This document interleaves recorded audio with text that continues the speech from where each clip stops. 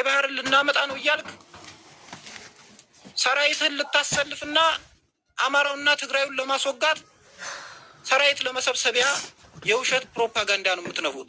ማምጣት ከፈለጋችሁ በፈለጋችሁበት መንገድ ሄዳችሁ እንደገጠላችሁት ማድረግ ይችላል።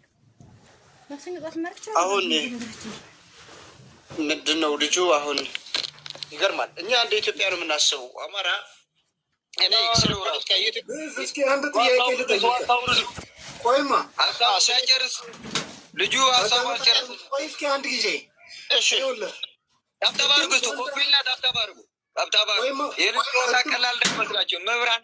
ቆይ አንዴ ብዙ ይህን ጨዋታ ቀላል እንዳይመስላችሁ መብራን ያለች እኔ ያስቀመጡት ገጽ ላይ ወይም ለመወያየት ወይም ምናምን ሳይሆን ማንም ሰው ማወቅ ያለበትም በቃ ማንም የትግራይም የአማራም የኤርትራም እያንዳንዱ ሰው ማወቅ ያለበት ማለት የኛ ሰው እንደዚህ አይነት ወሬ ስትሰራ ምናምን ብሎ የሚያንቋሽ አይደል የሚመጣ ግን ፊልሚያ እንደሚሰራለን ግን በዚህ ላይ ማየት እንችላለን። በዚህ ሰውዬ ላይ በቃ ዝም ብሎ ታች ሆኖ መዳመጥ ብቻ ሳይሆን ሀሳብ ማየት አለበት።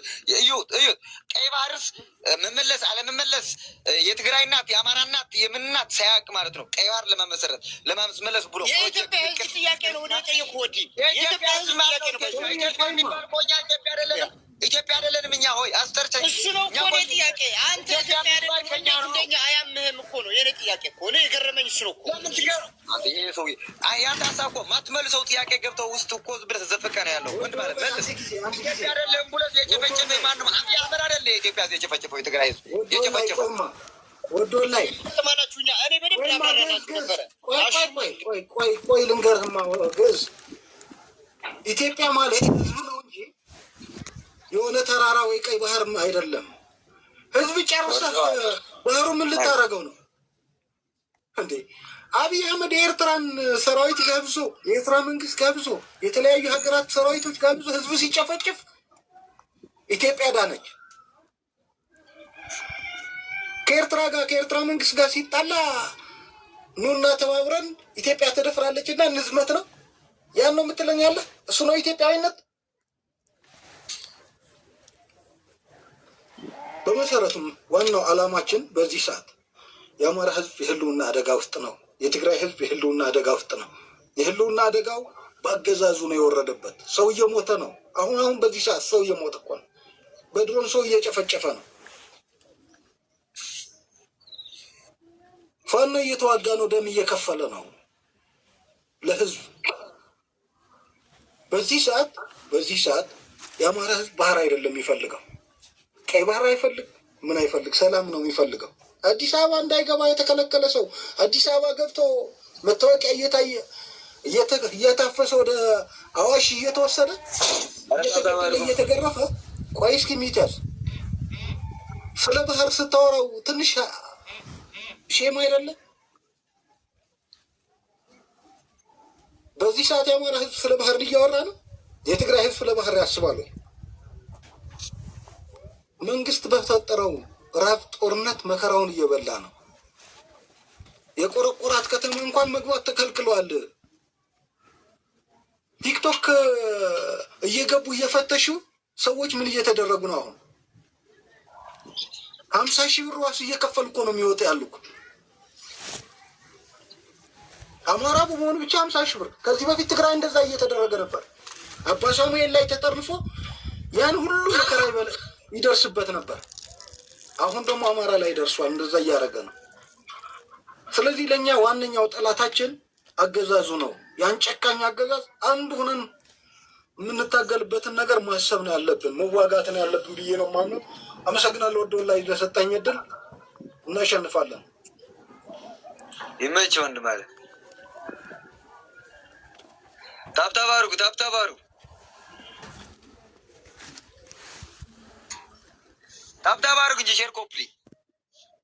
ቀይ ባህሩ ሀሳብ ይሄ ፕሮፓጋንዳ ነው፣ ውሸት ነው።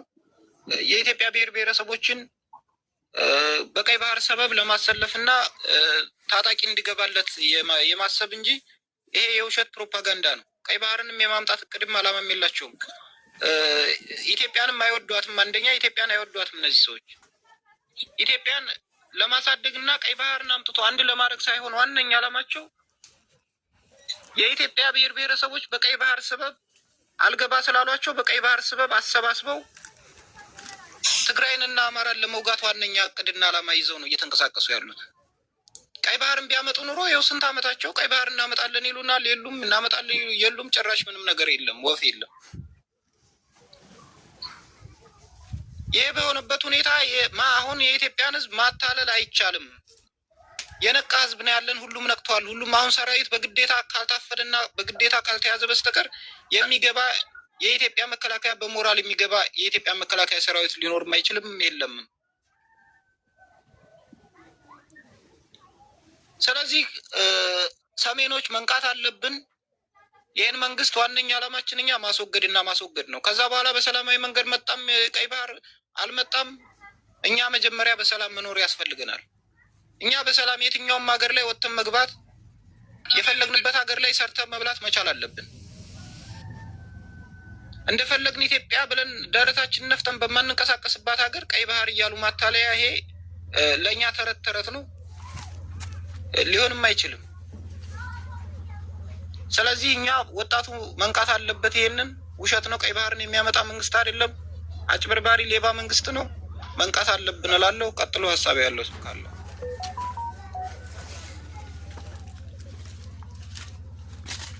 እሺ፣ አዎ እኔም ያንተን ሀሳብ እገድፋለሁኝ።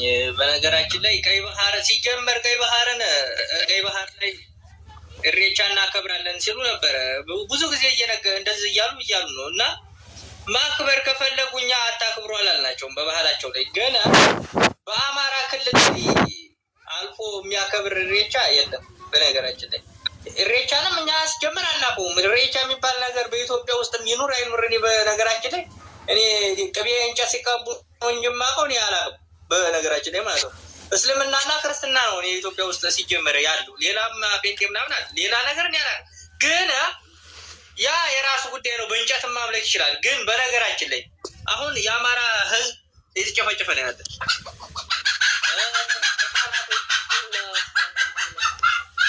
ህፃናት